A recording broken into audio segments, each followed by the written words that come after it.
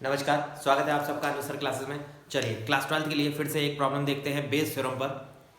ध्यान से देखिएगा, प्रॉपर्टी का एक टॉपिक चल रहा था हम लोगों का बेस थ्योरम, उससे रिलेटेड मैं कुछ प्रॉब्लम्स लेकर आ रहा हूँ बार बार। बहुत ही बेहतरीन प्रॉब्लम्स हैं, बैक टू बैक। ध्यान से देखिए। In a test an examinee either guesses or copies or knows the answer. फिर से रिपीट कर दे रहा हूँ। In a test an examinee either guesses or copies or knows the answer to MCQ। एक मल्टीपल चॉइस क्वेश्चन है जिसके 4 choices है विद 4 चॉइसेस। MCQ के जनरली 4 चॉइसेस ही होते हैं, उनमें से कोई एक सही होता है, 3 गलत होते हैं। ये है इन अ टेस्ट एन एग्जामिनी, एक एग्जामिनर मतलब एग्जामिनी सॉरी एक एप्लीकेंट है पर्सन, उसने ना एक MCQ का क्वेश्चन पढ़ा है जिसमें 4 चॉइसेस हैं और उसको वो या तो उसे उसका आंसर पता है या उसमें तुक्का मारेगा या चिटिंग करेगा। 3 चीजें बोलिए, गैसेस, कॉपीज और नो। तो probability that he makes a guess, अगर वो तुक्का मारता है उस क्वेश्चन का तो प्रोबेबिलिटी है 1/4, 1/3, और अगर उसमें चिटिंग करके करता है तो 1/6 है। The probability that his answer is correct given that he copied it, ये दे रखा है। फिर उसकी प्रोबेबिलिटी कि वो आंसर की चिटिंग करे, उस क्वेश्चन की चिटिंग करे, तो उस क्वेश्चन के सही होने की प्रोबेबिलिटी 1/8 है। सही होने की मतलब चिटिंग करने पर आंसर के सही होने की प्रोबेबिलिटी 1/8 है बेटा। तो पूछ क्या लिया, find the probability that the student knows the answer. इसकी प्रोबेबिलिटी निकालिए कि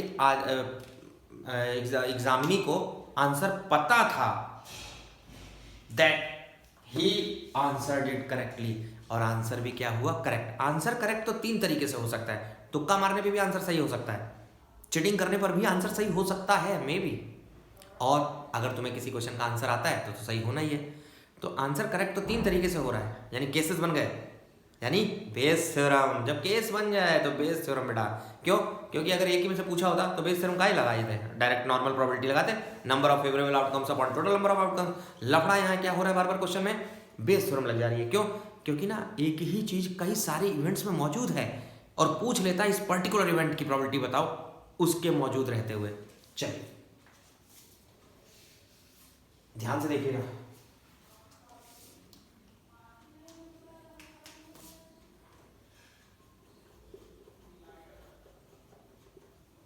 चार ऑप्शन वाला है, 3 तरीके से उसके सॉल्यूशन बन सकते थे। 3 तरीके से क्या क्या?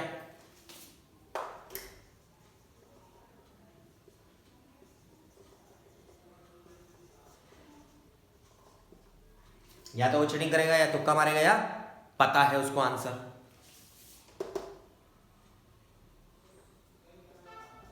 गैस की प्रोबेबिलिटी 1/3, कॉपीज की प्रोबेबिलिटी 1/6, तो नोस की कितनी हुई पता है ना?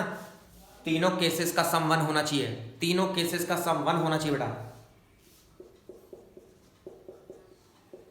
तो मैं यहां निकाल कर दे रहा हूं नोज।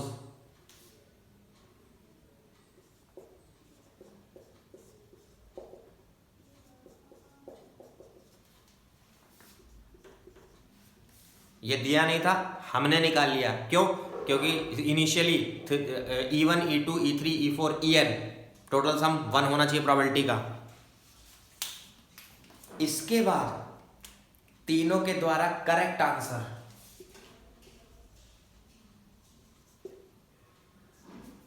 जब आपको किसी क्वेश्चन का आंसर पता होता है तो करेक्ट होने के चांस 100% होते हैं।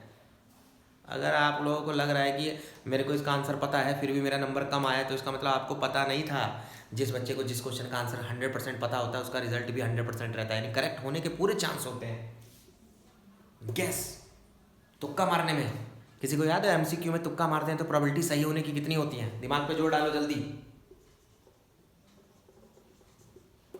4 ऑप्शन वाला है MCQ।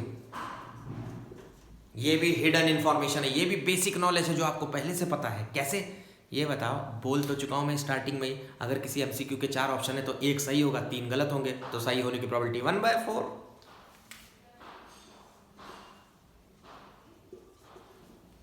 चिटिंग करने में करेक्ट होने की प्रोबेबिलिटी हम नहीं, हिडन इंफॉर्मेशन नहीं है, हमें पता नहीं, क्वेश्चन ने दी है, इसीलिए क्वेश्चन ने बस ये दे रखा था।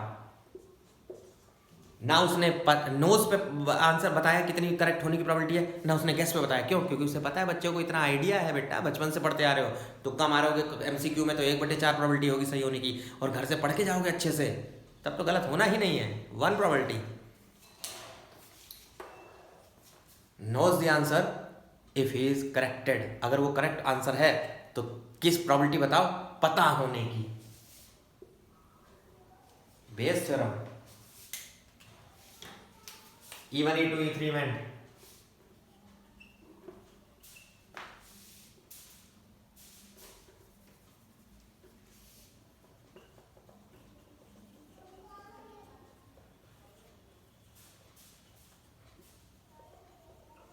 Selection of correct answer.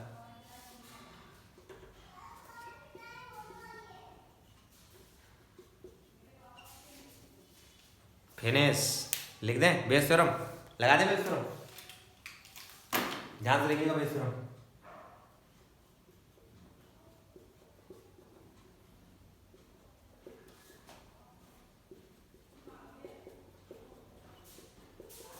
बहुत ध्यान से, बहुत ध्यान से करना बेटा बेस थ्योरम।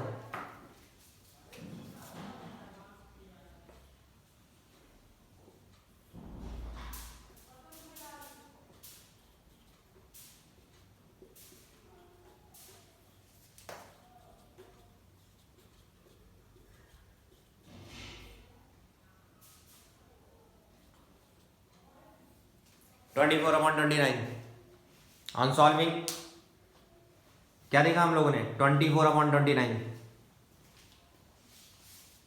बहुत ही सिंपल था।